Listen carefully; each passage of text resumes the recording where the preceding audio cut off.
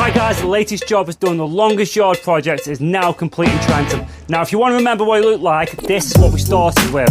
Now, after just 10 days, this is what we've got. So the first area that you see then is the artificial grass area. This has all been replenished, which leads then on to the rest of the garden. Now before I show you this, for all of you who are going to be hating on the artificial grass, nature is going to thrive.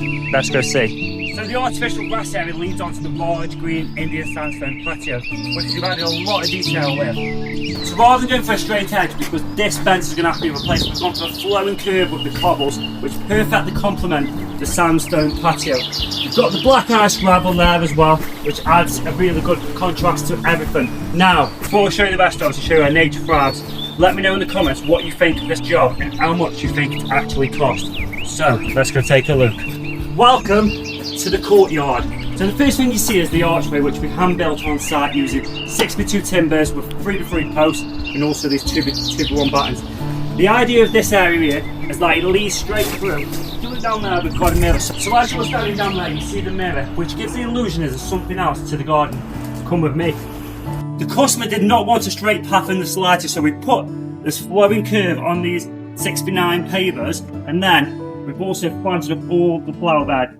We've used an array of colour going on the Japanese feel, although we do have some other bits and pieces. Like we've got this red robin here, followed by lilies and acers, fuchsias, another acer, lily, and then the bamboo. And then we put this lavender on both sides of the entrance, just to add a bit of fragrance to the garden as you walk through.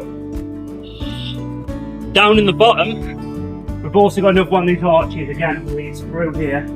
Now, on the arches, we've planted clematis to either side of both arches. The idea of that is to allow them grow up, mature, grow over it.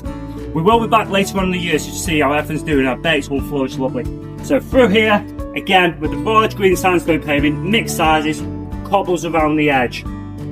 We've ran a bang on straight line down there, just because this hedge, eventually the customer is going to take it out and put a fence up. Again, the fencing that we installed over here can just be continued on, as we've left an intermediate post on the end, so the fencing can continue through. Then the last little bit of this one to show you guys is the wall. So we've got this living wall, obviously it's artificial. We've flooded the fencing with that, and then we've added the mirror, which is the little finishing touch at the bottom of the garden. Let me know what you think of the project as a whole, and have a little guess of how much this cost.